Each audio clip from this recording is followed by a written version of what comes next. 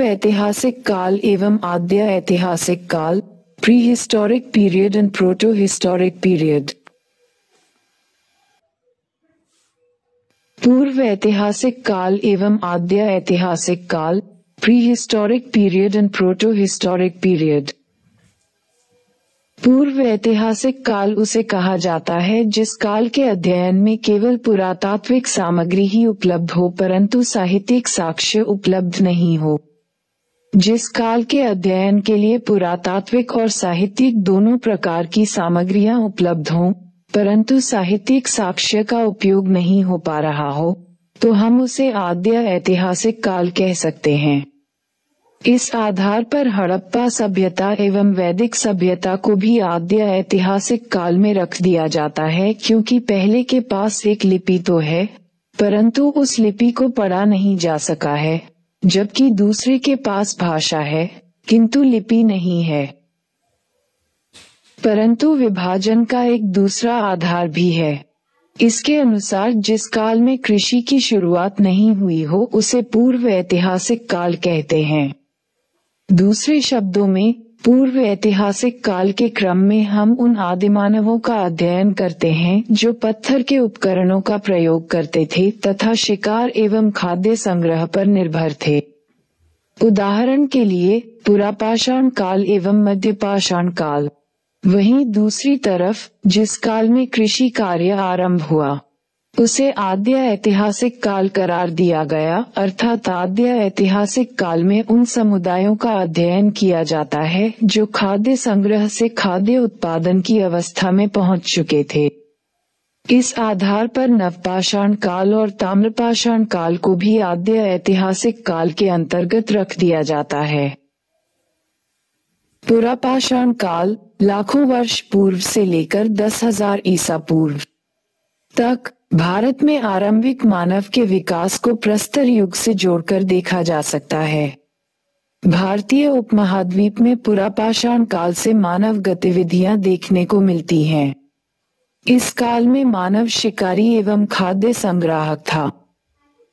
मध्यपाषाण काल 10,000 ईसा पूर्व से 6,000 ईसा पूर्व। पुरापाषाण काल एवं नवपाषाण काल के बीच एक अवस्था की परिकल्पना की गई। इसे मध्यपाषाण काल के नाम से जाना गया। इस काल में भी मानव शिकारी एवं खाद्य संग्राहक ही था, परंतु शिकार एवं खाद्य संग्रह पद्धति में परिवर्तन आ चुका था। नवपाषाण काल 6,000 ईसा पूर्व के बाद इस काल में मानव खाद्य संग्राहक से खाद्य उत्पादक की अवस्था में पहुंच गया तथा स्थायी जीवन जीने लगा। इस कारण आगे के परिवर्तनों का मार्ग तैयार हुआ। आरंभ में भारत में प्राचीनतम नवपाषाण कालिक स्थल बलूचिस्तान में मेहरगढ़ को माना जाता था, परंतु अब ये स्थान उत्तर प्रदेश में लहुरदेव को दिया जाता है। ताम्रपाषाण काल 3500 ईसा पूर्व के पश्चात मानव ने धातु के रूप में पहले तांबे का प्रचलन आरंभ किया। तांबे के उपकरणों के प्रचलन से कृषि अर्थव्यवस्था और भी मजबूत हुई। सबसे आरंभिक ताम्रपाषाण कालिक स्थल उत्तर पश्चिम भारत में मिले हैं। हड़प्पा सभ्यता 2600 ईसा पूर्व 1900 ईसा पूर्व। बेहतर कृषि उत्पादन एवं उन्नत व्यापार के कारण उत्तर पश्चिम भारत का एक भाग नगरीकरण की दिशा में आगे बढ़ गया। परिवर्तन का अध्ययन। जलवायु संबंधी कारक, तकनीकी परिवर्तन, जीविकोपार्जन में परिवर्तन, सामाजिक संबंधों में परिवर्तन, सांस्कृतिक दृष्टिकोण में परिवर्तन में जलवायु संबंधी कारक। अगर हम जलवायु संबंधी कारक पर नजर डालते हैं तो हमें ज्ञात होता है कि पुरापाषाण काल प्लीस्टोसीन युग की उत्तर अवस्था से जुड़ा हुआ था। तब वातावरण में अधिक ठंडक थी और कृषि के लिए स्थिति अधिक अनुकूल नहीं हुई थी। परंतु लगभग 10,000 ईसा पूर्व में होलोसीन युग का आरंभ हुआ, जब वातावरण शुष्क हुआ। इससे कृषि के लिए अनुकूल परिस्थिति उत्पन्न हुई। इस प्रकार नवपाषाण काल से कृषि आरंभ हुई और आगे के काल में उसकी प्रगति होती रही। तकनीकी विकास। पुरापाषाण काल में लोग पत्थर और संभवतः हड्डियों के उपकरणों का प्रयोग करते थे। इस काल में कोड उपकरणों का महत्व बना हुआ था। क्रोड को उपकरण से तात्पर्य भारी स्फटिक पत्थर से निर्मित उपकरण से है। इनमें हस्त कुठार, चॉपर, काटने वाला औजार एवं विदारिणी, क्लीवर जैसे उपकरण मिले हैं। उदाहरण के लिए पंजाब में सोहन नदी घाटी से चॉपर जैसे उपकरण का साक्ष्य मिला है, तो दक्षिण में मद्रास के आसपास कई स्थलों से हस्तकुठार जैसे उपकरण। परंतु क्रोड उपकरणों के साथ साथ शल्क उपकरण, फ्लेक का भी प्रयोग होता रहा। शल्क उपकरण पत्थर के छोटे छोटे टुकड़ों से बनाए जाते थे तथा ये धारदार होने के साथ साथ हल्के भी होते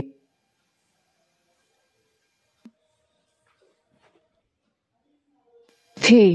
इसकी श्रेणी में हम तक्षिणी, खुरचनी, स्क्रेपर जैसे उपकरणों को रख सकते हैं।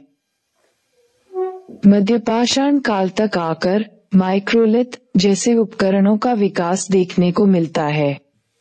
यह 1 सेमी से 5 सेमी के बीच के छोटे पाषाण उपकरण होते थे, जिनका प्रयोग लकड़ी अथवा हड्डी से जोड़कर किया जाता था। इसके परिणामस्वरूप तीर और कमान का विकास हुआ। आगे नवपाषाण काल में तकनीकी विकास के रूप में पॉलिशदार उपकरणों का प्रयोग देखने को मिलता है। दूसरे शब्दों में, जहां पहले पत्थर से पत्थर को तोड़कर उपकरण बनाए जाते थे जो खुरदरे होते थे, परंतु अब पत्थर से पत्थर को घिसकर उपकरण बनाए जाने लगे जो अधिक चिकने होते थे और इनके माध्यम से खेती करना आसान हो गया।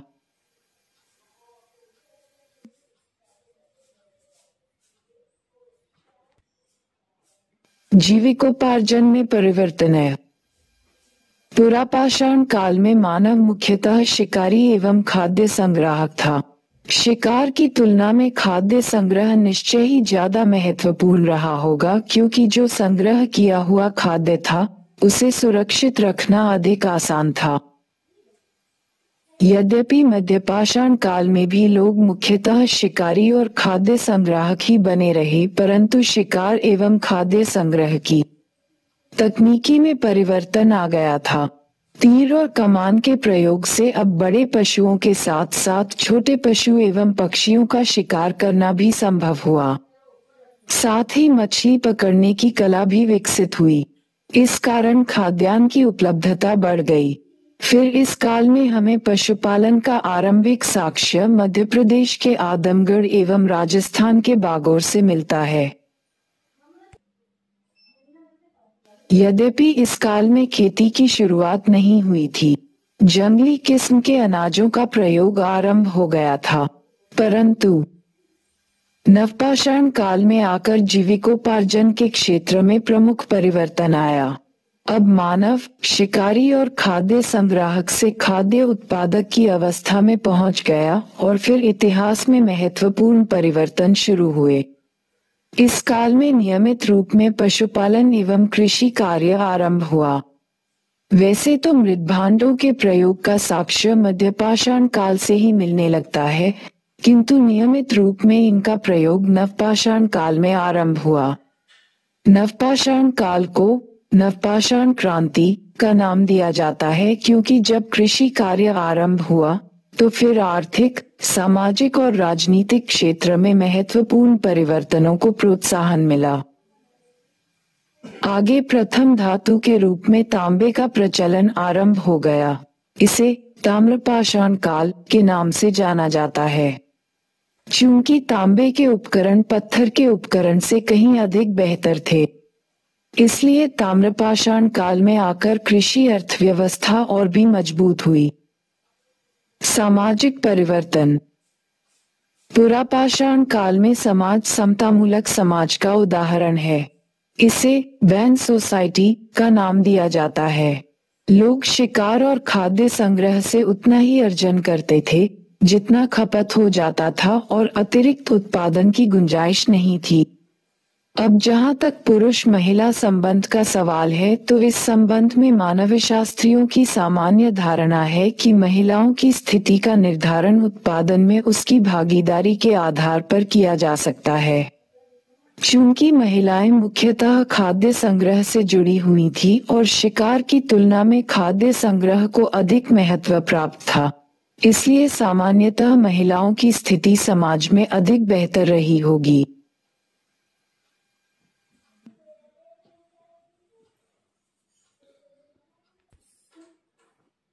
मध्यपाषाण काल में भी समाज समतामूलक था। इसे भी बैंड सोसाइटी का नाम दिया जा सकता है। पहली बार इसी काल में परिवार की परिकल्पना का विकास हुआ, अर्थात अब बूढ़े व्यक्ति को बच्चों की देखभाल के लिए घर पर छोड़ा जाने लगा। फिर इस काल में मृतक व्यक्ति के शवाधान बेरियल का विकास मृतक संस्कार के रूप में शुरू हुआ। नवपाषाण काल तथा ताम्रपाषाण काल तक आकर लोग आवश्यकता से अधिक उत्पादन करने लगे थे, अतः समाज में विभाजन की प्रक्रिया भी शुरू हो गई। इसलिए इस काल में मुखिया तंत्र का विकास हुआ। बैंड सोसाइटी का स्थान मुखिया तंत्र ने ले लिया। घरों की बनावट और धान्य कोठारों की उपस्थिति ग्रानरीज एक मुखिया तंत्र की ओर संकेत करती है। सांस्कृतिक परिवर्तन है। आरंभिक मानव का अधिकांश समय जीविकोपार्जन में चला जाता था, परंतु फिर धीरे धीरे वह अपने परिवेश के साथ साहचर्य आदान प्रदान स्थापित करने लगा। इसके परिणामस्वरूप धर्म एवं कला का विकास हुआ। वैसे कला के रूप में हमें हड्डी एवं प्रस्तर की मूर्तियां मिलती हैं, परंतु कला का मुख्य रूप हमें चित्रकला के रूप में देखने को मिलता है।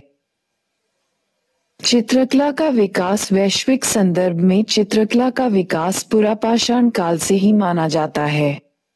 यूरोप, ऑस्ट्रेलिया और अफ्रीका आदि महाद्वीपों से हमें ये चित्र मिले हैं। भारत के संदर्भ में एक दृष्टिकोण ये कहता है कि मध्य प्रदेश में भीमबेटका के कुछ चित्र पुरापाषाण काल की उत्तर अवस्था से जुड़े हुए हैं, परंतु सामान्य धारणा यह है कि भारत में चित्रकला का स्पष्ट साक्ष्य मध्यपाषाण काल में आकर मिलता है। मध्यपाषाण काल में कैसे चित्र बनाए गए? इसमें प्रायः दो प्रकार से चित्र बनते थे। एक गुफा की दीवार अथवा प्रस्तर को खुरचकर इसे पेट्रोग्लिफ कहा जाता है तथा दूसरे रंगों का उपयोग कर। सामान्यतः 16 प्रकार के रंगों का विवरण मिलता है। ये चित्र या तो गुफाओं के अंदर बनाए जाते थे या गुफा से बाहर चट्टानों पर। मध्यपाषाण कालीन चित्रकला के विषय: शिकार के दृश्य, सामूहिक नृत्य एवं संगीत के चित्र, महिलाओं के द्वारा खाद्य संग्रह के चित्र, गर्भवती महिलाओं के चित्र, महिलाओं के द्वारा अपने शिशुओं को पालने का चित्र आदि।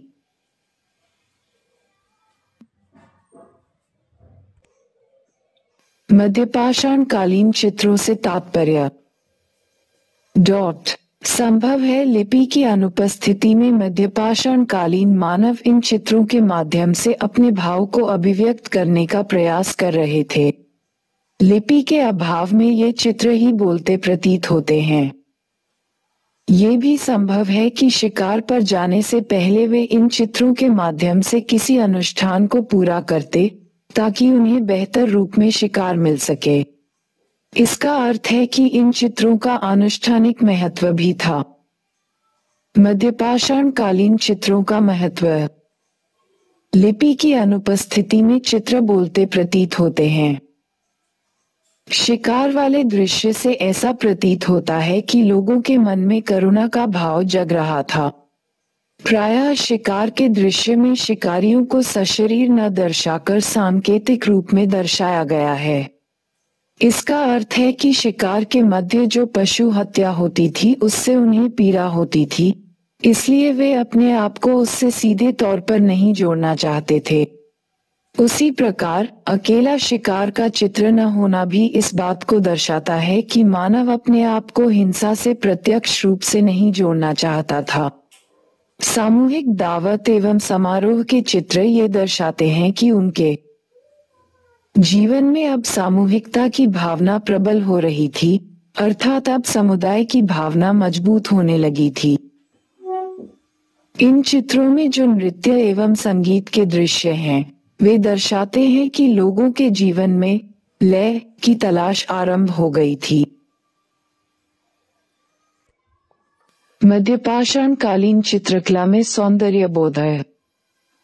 मानव में उभर रहा करुणा का भाव, माता के द्वारा शिशु के पालने का दृश्य, शिकार वाले दृश्य, लय की तलाश। मध्यपाषाण कालीन चित्रकला का सौंदर्य बोध आधुनिक चित्रकला से कहां तक तुलनीय है? मध्यपाषाण कालीन चित्रकला का उद्देश्य भी लय को तलाशना था और वर्तमान चित्रकला का उद्देश्य भी लय की तलाश है। मध्यपाषाण कालीन चित्रकला में भी प्रतीकात्मकता थी तथा वर्तमान चित्रकला में भी प्रतीकात्मकता है। मध्यपाषाण कालीन चित्रकला आदिमानव के सरल भावों की अभिव्यक्ति है, वहीं आधुनिक चित्रकला आधुनिक मानव के जटिल भावों की अभिव्यक्ति है। प्रश्न: भारत की मध्यपाषाण शिला कला न केवल उस काल के सांस्कृतिक जीवन को बल्कि आधुनिक चित्रकला से तुलनीय परिष्कृत सौंदर्य बोध को भी प्रतिबिंबित करती है। इस टिप्पणी का समालोचनात्मक मूल्यांकन कीजिए। यूपीएससी 2015। उत्तर: मध्यपाषाण काल मानव जीवन की उस अवस्था को दर्शाता है जब मानव शिकारी एवं खाद्य संग्राहक था। वह पाषाण उपकरणों की सहायता से जीवन यापन करता था, परंतु उस काल में भी मानव ने परिवेश के संबंध में अपनी समझ को दुर्लभ गुफा चित्रों में अभिव्यक्त किया। मध्यपाषाण काल के चित्र मध्य प्रदेश में भोपाल के निकट भीमबेटका, मिर्जापुर में सुहागी घाट की गुफा, उड़ीसा के सुंदरगढ़ एवं संभलपुर आदि स्थानों पर मिले हैं जो विभिन्न कालों से संबद्ध हैं। दक्षिण भारत में भी आंध्र प्रदेश, कर्नाटक तथा तमिलनाडु के कई स्थानों से ये चित्र मिले हैं। इन चित्रों में शिकार के दृश्य, सामूहिक नृत्य, संगीत, उपकरण, माता बच्चे, गर्भवती स्त्री, मनुष्यों द्वारा मृत जानवरों को उठाते हुए आदि दृश्य शामिल हैं। इस प्रकार इन चित्रों में विविधता दिखती है। एक दिलचस्प तथ्य ये है कि इन गुफा चित्रों में पुरुषों को रेखीय रूप में चित्रित किया गया। इसका कारण संभवतः पुरुषों का शिकार गतिविधियों से जुड़ा होना था। शिकार के मध्य पशुओं को घायल करना तथा मारना होता था। इस प्रकार की गतिविधियां एक प्रकार का भावनात्मक तनाव पैदा करती थी। संभवतः इसलिए ऐसे दृश्यों में स्पष्ट प्रतिनिधित्व न देकर सांकेतिक प्रतिनिधित्व दिया जाता था। इस प्रकार मध्यपाषाण कालीन चित्रों में आदिमानव के मनोभाव अभिव्यक्त हुए हैं। लिपि की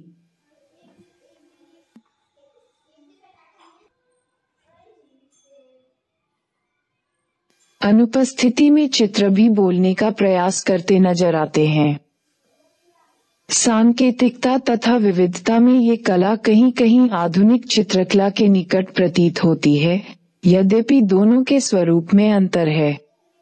मध्य पाषाणकालीन चित्रकला आदिमानव के सरल भावों की अभिव्यक्ति है। आदिमानव अपने परिवेश को समझने का प्रयास कर रहे हैं तथा उन्होंने अपनी इस समझ को चित्रकला के रूप में व्यक्त किया। दूसरी तरफ आधुनिक जीवन पाषाणकालीन जीवन की तुलना में बहुत अधिक जटिल है। आधुनिक मानव का बोध भी बहुआयामी है। अतः आधुनिक जीवन अपनी संपूर्ण जटिलता के साथ आधुनिक चित्रकला में अभिव्यक्त हुआ है।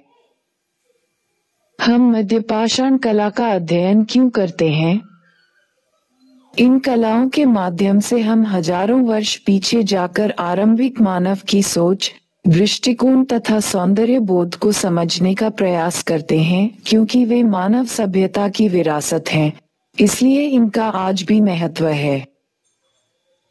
भारत की प्रथम नगरीय सभ्यता हड़प्पा सभ्यता 2600 ईसा पूर्व से 1900 ईसा पूर्व।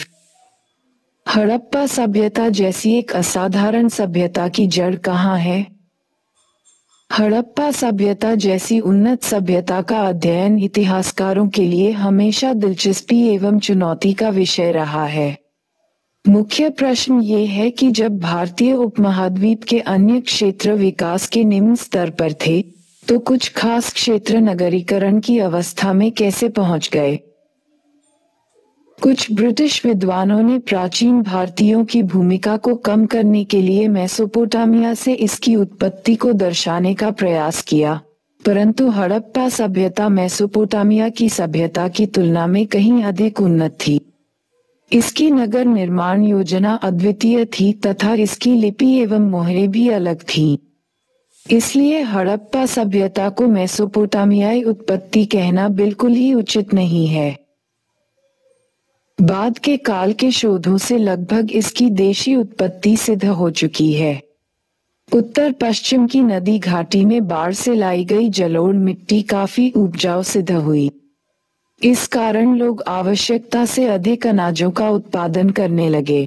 फिर कृषि अधिशेष ने शिल्पों और उद्योगों के विकास को प्रोत्साहन दिया। उसी समय एक शासक वर्ग एवं पुरोहित वर्ग का उद्भव हुआ। उसके द्वारा अधिशेष उत्पादन को कर एवं धर्म के माध्यम से एक खास केंद्र पर एकत्रित किया गया।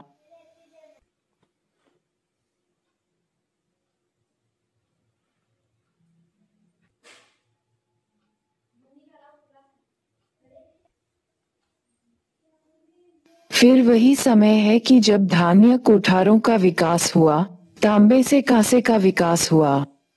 इसने उत्पादन में अधिक बेहतर भूमिका निभाई। फिर स्थल एवं जल परिवहन के रूप में क्रमशः गाड़ी एवं नाव का प्रचलन शुरू हो गया। फिर यही काल है जब लेखन कला का भी विकास हो गया था।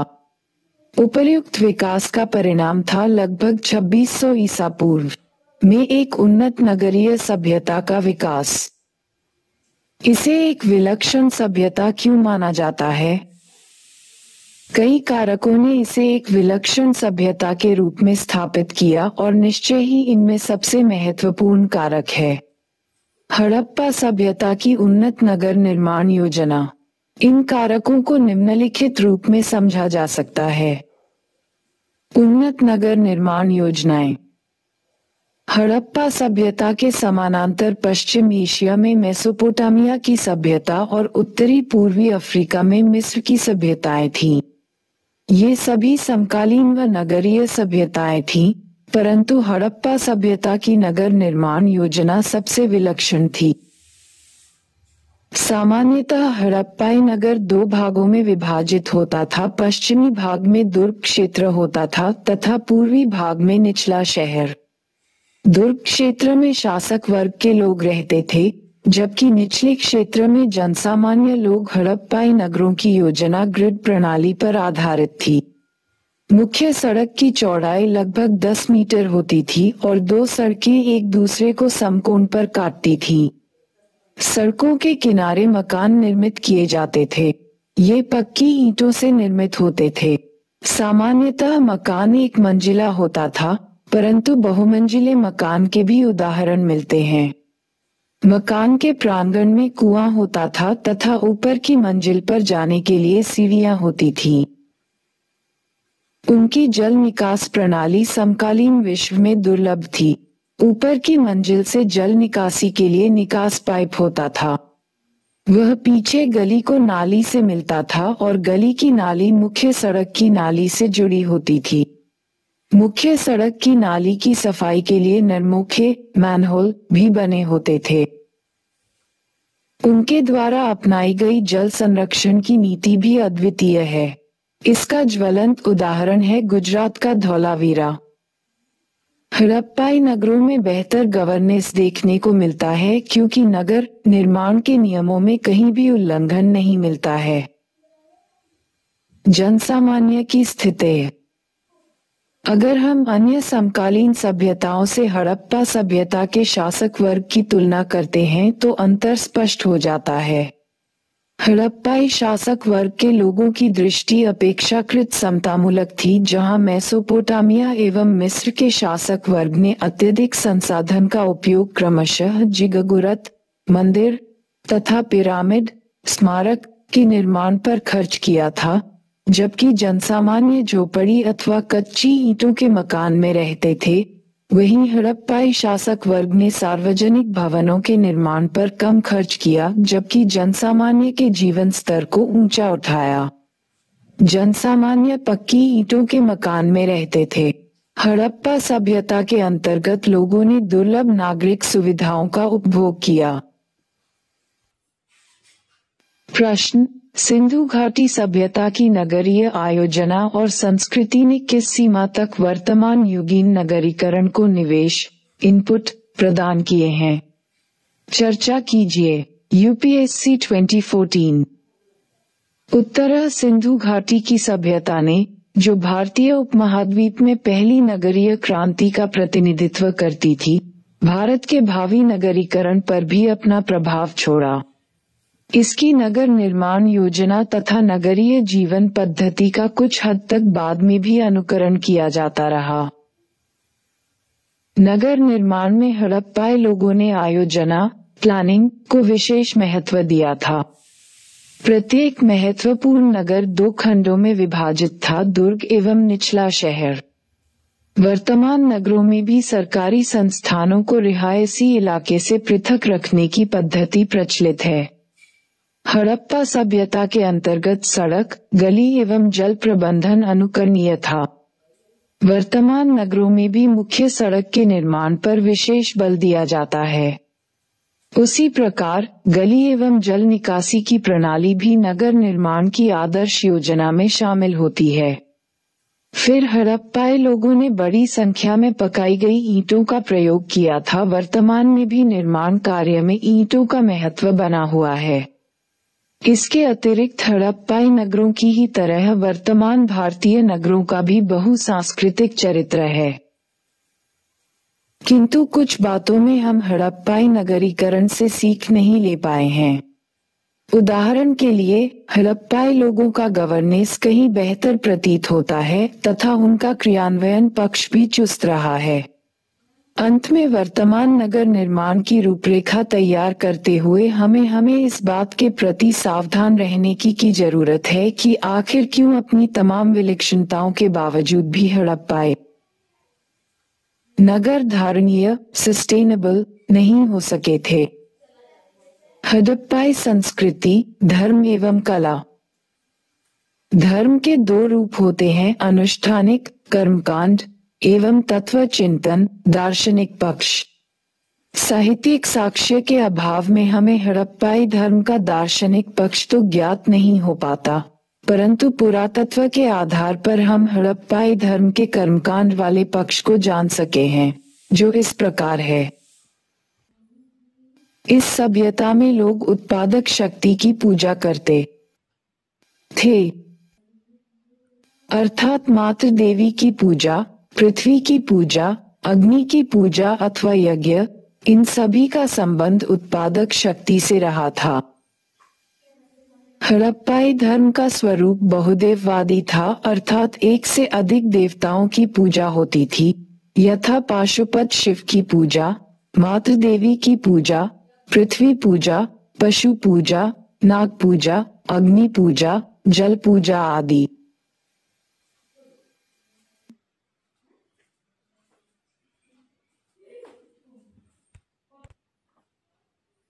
हड़प्पाई लोगों में संभवतः मूर्ति पूजा का प्रचलन था, क्योंकि बड़ी संख्या में प्रस्तर, तांबे एवं कांस्य तथा पकाई गई मिट्टी की मूर्तियां मिली हैं, परंतु उस काल में मंदिर का साक्ष्य नहीं मिलता। फिर मूर्ति पूजा का संबंध भक्ति भाव से जोड़ा जाता है। धर्म के क्षेत्र में स्त्री तत्व की प्रधानता दिखती है। बच्चे के गले में पड़ी ताबीज जीववाद की ओर संकेत करती है। भारतीय धार्मिक परंपरा में हड़प्पाई धर्म की विरासत है। यद्यपि हड़प्पाई नगरों का पतन हो गया, परंतु हड़प्पाई धर्म के तत्व भारतीय धार्मिक परंपरा में घुल मिल गए। जिसे हम वर्तमान में हिंदू धर्म के नाम से जानते हैं, उस पर केवल वैदिक धर्म का ही नहीं, बल्कि हड़प्पाई धर्म का भी प्रभाव है। हड़प्पाई धर्म की कुछ प्रमुख विशेषताएं, यथा मातृ देवी की पूजा, पाशुपत शिव की पूजा, अग्नि पूजा, जल पूजा, पशु पूजा, सर्प पूजा, मूर्ति पूजा, भक्ति की अवधारणा सभी वर्तमान हिंदू धर्म में दिखलाई पड़ती हैं।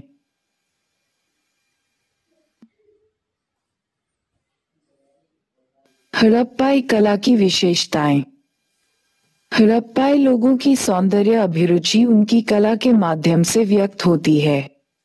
हड़प्पाई लोगों ने बड़ी संख्या में कलात्मक उत्पाद दिए। ये कलाकृतियां मोहर, मनके कांस्य कला, प्रस्तर कला तथा मृन्मूर्तियों के रूप में मिलती है। हड़प्पाई लोगों की मोहरें सामान्यतः सेलखड़ी से निर्मित होती थीं। मोहरें वर्गाकार अथवा आयताकार होती थीं तथा उन पर पशु की आकृति एवं लिपि उत्कीर्ण की जाती थी। इनका उपयोग व्यापारिक वस्तुओं की पहचान के लिए होता था। उसी प्रकार दूसरे तरह की कलाकृतियां मनके थीं। अधिकांश मनके सेलखड़ी स्टीटाइट से निर्मित होते थे। हालांकि अर्ध बहुमूल्य पत्थर तथा सोने एवं चांदी से निर्मित मनके के भी साक्ष्य मिलते हैं। उनका उपयोग गले में पहनने वाले आभूषण की तरह होता था। धातुकला में हड़प्पाई लोग काफी आगे थे। हमें तांबे और कांसे से निर्मित मानव तथा पशु मूर्तियां मिलती हैं। इनमें एक बेहतरीन मूर्ति है चन्होदरों से प्राप्त नर्तकी की कांस्य मूर्ति। ये कला का उत्कृष्ट उदाहरण है। इसके निर्माण में द्रव्यमोम विधि का प्रयोग दिखता है। हड़प्पा सभ्यता में हमें प्रस्तर कला का भी उदाहरण मिलता है। अधिकांश प्रस्तर मूर्तियां खंडित अवस्था में मिली हैं। इनमें बेहतरीन मूर्ति है मोहनजोदड़ो से प्राप्त दाढ़ी वाले साधु की मूर्ति, जिसने तिपतिया चादर ओढ़ रखी है।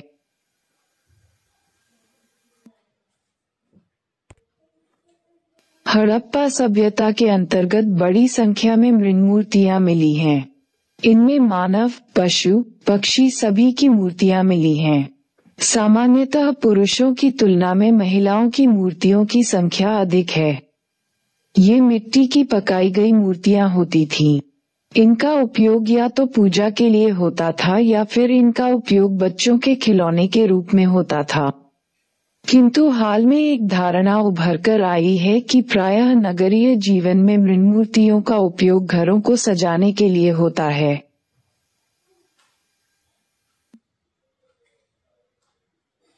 भारतीय सभ्यता में हड़प्पाई सभ्यता की विरासत है। हड़प्पा सभ्यता एक उन्नत नगरीय चरण को दर्शाती है। लगभग 1900 ईसा पूर्व में इस सभ्यता का पतन हुआ। आरंभ में सभ्यता के पतन का अर्थ सभ्यता की समाप्ति से लगाया गया था, परंतु हाल के दशकों में ये धारणा बदल चुकी है। अब सभ्यता के पतन का अर्थ लगाया जाता है सभ्यता के रूप परिवर्तन से, अर्थात यह नगरीय चरण से ग्रामीण चरण में पहुंच गई, किंतु समाप्त नहीं हुई। अगर हम गहराई से परीक्षण करते हैं तो पाते हैं कि इस सभ्यता की विरासत आज भी हमारी संस्कृति में मौजूद है।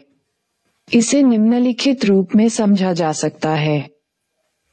1. अगर हम कृषि के क्षेत्र में देखते हैं तो हल का प्रयोग, फसलों के प्रकार तथा खेती करने का तरीका सभी पर हड़प्पाई प्रभाव दिखता है। 2. शिल्प एवं कारीगरी के क्षेत्र में मिट्टी के बर्तन के निर्माण से लेकर तांबे और कांसे को गलाने की पद्धति हड़प्पा सभ्यता से आज तक चली आ रही है। 3. नगरीय स्थल के आयोजन यथा सड़कों, नालियों, गलियों और घरों के निर्माण पर भी हड़प्पाई प्रभाव दिखता है। 4. लोगों के खान पान, रहन सहन, सौंदर्य प्रसाधन सभी पर हड़प्पाई प्रभाव देखा जा सकता है। उदाहरण के लिए कागज, सिंदूर आदि का प्रयोग। 5. धर्म के क्षेत्र में हड़प्पाई धर्म को हिंदू धर्म का पूर्वगामी माना जाता है। इसमें पाशुपत शिव की पूजा से लेकर मातृ देवी की पूजा आदि सभी विशेषताएं मौजूद थीं। 6. कला के क्षेत्र में भी हड़प्पाई प्रभाव को कम करके नहीं देखा जा सकता। उदाहरण के लिए ताम्र और कांस्य मूर्तियां, प्रस्तर से निर्मित मूर्तियां और मूर्तियां सभी हड़प्पाई परंपरा से लेकर वर्तमान काल तक चलती रही हैं। हड़प्पाई लोगों का वैज्ञानिक दृष्टिकोण है। हड़प्पाई लोगों को अंकमाला का ज्ञान था। वे गणना के लिए 16 गुणकों का प्रयोग करते थे। हड़प्पाई लोग गणना में दशमलव पद्धति एवं विभाजन प्रणाली का प्रयोग करते थे। माप के लिए फीट एवं क्यूबिक का उपयोग किया जाता था। उन्हें ग्रह एवं नक्षत्रों का भी ज्ञान था। हड़प्पाई लोगों को तांबे एवं दिन को गलाकर कांस्य बनाने की पद्धति का ज्ञान था। प्रश्न, मिस्र, मेसोपोटामिया और यूनान की सभ्यता के विपरीत भारत की प्राचीन संस्कृति अविच्छिन्न रूप में चलती रही। टिप्पणी कीजिए। उत्तरः अन्य समकालीन संस्कृतियों की तुलना में भारत की प्राचीन संस्कृति की स्थिति निश्चय ही भिन्न रही। जहां मिस्र, मेसोपोटामिया और यूनान की प्राचीन संस्कृतियां एक बार विस्मृत होकर फिर दोबारा प्रकट हुई थी, वहीं भारत की प्राचीन संस्कृति कुछ व्यवधानों के बावजूद निरंतर चलती रही। मिस्र एवं मेसोपोटामिया में एशिया की प्राचीनतम सभ्यताएं विकसित हुई थीं, परंतु इस्लाम ने उन क्षेत्रों को जीतकर उनका तीव्र इस्लामीकरण कर दिया। पुरानी सभ्यताएं दब गईं और आधुनिक काल में आकर ही लोग उन सभ्यताओं से परिचित हो सके। उसी प्रकार यूनान और रोम की क्लासिकल सभ्यता यूरोप में ईसाई धर्म के प्रसार के साथ दब गई थी। फिर आगे 16वीं सदी में यूरोपीय पुनर्जागरण के पश्चात ही लोग उस क्लासिकल सभ्यता की धरोहर को समझ सके। इसके विपरीत भारत की प्राचीन संस्कृति कभी भी विस्तृत नहीं हुई। आरंभ में जो भी बाह्य आक्रमणकारी आए, वे भारतीय संस्कृति में ही घुल मिल गए। फिर 1000 ई के पश्चात इस्लाम एक आक्रामक धार्मिकता लेकर आया, परंतु वह भारत में बड़े पैमाने पर कोई धर्मांतरण नहीं करा सका। इसलिए भारत में मुस्लिम अल्पसंख्यक बने रहे और भारत की प्राचीन संस्कृति का इस्लामीकरण नहीं हो सका। मस्जिद के साथ मंदिर का सह अस्तित्व बना और 5000 वर्ष पुराने वैदिक मंत्र हिंदुओं के घरों में पढ़े जाते रहे। इस प्रकार हम पाते हैं कि भारत की प्राचीन संस्कृति विलक्षण एवं विशिष्ट बनी रही।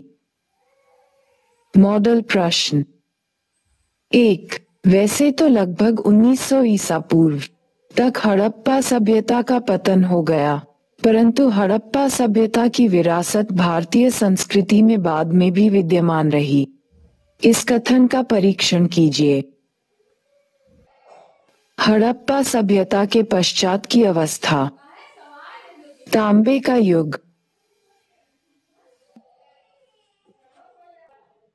ताम्रपाषाण, कालीन, संस्कृतियां, परवर्ती हड़प्पा, संस्कृतियां, चित्रित धूसर, मृदभांड, PGW की आरंभिक अवस्था, महापाषाण, कालीन, संस्कृति की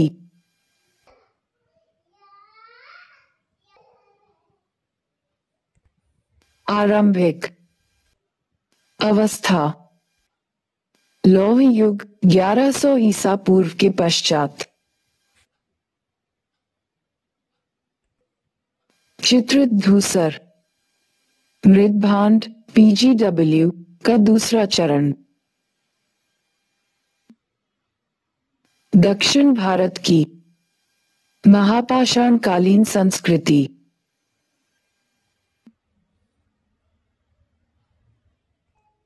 NBPW संस्कृति,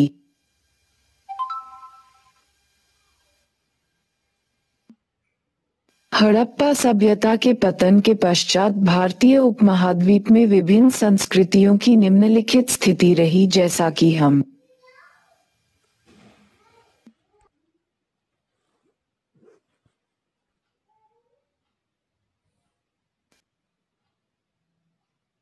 जानते हैं। तांबे का चलन लगभग 1100 ईसा पूर्व अथवा 1000 ईसा पूर्व तक रहा था। उसके बाद लोहे का प्रचलन आरंभ हुआ।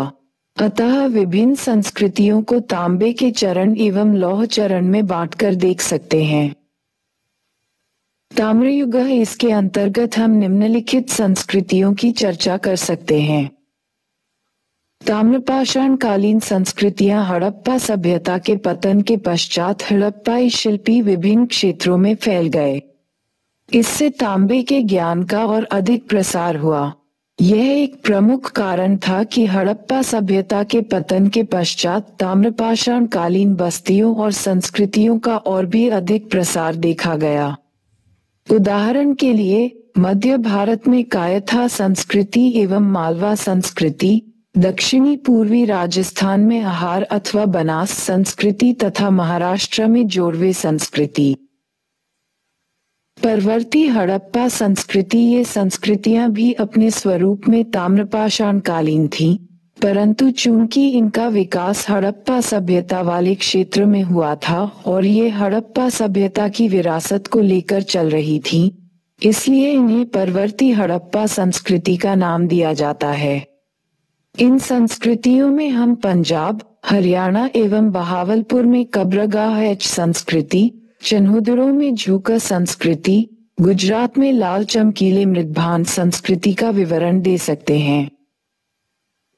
चित्रित धूसर मृदभांड (PGW) संस्कृति की आरंभिक अवस्था, इसका संबंध वैदिक कार्यों से जोड़ा जाता है। ये संस्कृति 2 चरणों में विकसित हुई। पहला चरण ताम्र चरण है, जबकि दूसरा चरण लौह चरण। चित्रित धूसर मृदभान स्थल ऊपरी दोआब के अतिरिक्त गंगा सिंधु विभाजक तथा सतलज नदी के किनारे तक फैले हुए थे। अब तक इससे संबंधित लगभग 750 स्थल प्रकाश में आए हैं। इनमें से 4 स्थल ऐसे हैं जहां से चित्रित धूसर मृदभांड के साक्ष्य तो मिलते हैं, परंतु लोहे के उपकरण प्राप्त नहीं होते हैं, जैसे भगवानपुरा, दधेरी, नागर तथा कटपालन। अतः इन स्थलों को परवर्ती हड़प्पा सभ्यता का विस्तार माना गया है। महापाषाण कालीन संस्कृति की आरंभिक अवस्था। महापाषाण कालीन संस्कृति के लोग संपूर्ण भारतीय उपमहाद्वीप में फैले हुए थे। महापाषाण कालीन संस्कृति ऐसे समुदाय से जुड़ी हुई थी जो मृत्यु के बाद शानदार कब्र भी बनाते थे। इस संस्कृति का आरंभिक चरण भी ताम्र चरण से जुड़ा हुआ है। मेगालिथिक लोगों से पूर्व नवपाषाणिक तथा ताम्रपाषाणिक काल के लोगों ने घर के अंदर ही शवाधान की पद्धति जारी रखी थी, किंतु मेगालिथिक संस्कृति से जुड़े हुए लोगों ने अपनी कब्र रिहायशी इलाके से बाहर स्थापित की। भारतीय उपमहाद्वीप में मेगालिथिक स्थल की सघन अभिव्यक्ति दक्षिण भारत में हुई है, किंतु भारतीय उपमहाद्वीप के अन्य क्षेत्रों में भी मेगालिथिक स्थल प्राप्त हुए हैं। उदाहरण के लिए विंध्य क्षेत्र में इलाहाबाद, बांदा, मिर्जापुर और वाराणसी, पूर्वोत्तर भारत में मणिपुर से मेगालिथिक स्थल के अनेक साक्ष्य मिले हैं। इसी प्रकार जयपुर के निकट देवासा तथा फतेहपुर सीकरी के निकट खेड़ा से भी मेगालिथिक स्थल प्राप्त हुए हैं। लौह युग 1100 ईसा पूर्व के पश्चात PGW संस्कृति का दूसरा चरण। इस संस्कृति का पहला चरण ताम्र चरण से जुड़ा हुआ था तथा दूसरा चरण लौह युग से। इस संस्कृति का आरंभिक साक्ष्य अहिच्छत्र से प्राप्त हुआ है। जखेरा से खेती के उपकरण जैसे हंसिया तथा कुदाल की प्राप्ति हुई है। हस्तिनापुर से चावल तथा अतरंजी खेड़ा से जौ एवं गेहूं प्राप्त हुआ है। दक्षिण भारत की महापाषाण कालीन संस्कृति। ये संस्कृति आवश्यक रूप में लौह चरण से जुड़ी हुई थी। उदाहरण के लिए मास्की, ब्रह्मागिरी, नागार्जुनकोंडा। इसके अतिरिक्त महाराष्ट्र में जूनापानी, माहुरझारी आदि। NBPW संस्कृति लगभग 800 ईपू में उत्तरी काले पॉलिशदार मृदभान संस्कृति NBPW का विकास हुआ। ये बुद्ध काल से संबंधित थी तथा ये सीधे लौह चरण में आरंभ हुई थी। इससे संबंधित स्थलों का मुख्य जमाव पूर्वी उत्तर प्रदेश तथा उत्तरी बिहार में देखा जा सकता है, किंतु इन मृदभांडों का विस्तार पश्चिम में तक्षशिला तथा दक्षिण में अमरावती तक भी देखा जा सकता है। कालांतर में ये संस्कृति द्वितीय नगरीकरण, पक्की ईंटों एवं आहत मुद्रा से जुड़ जाती।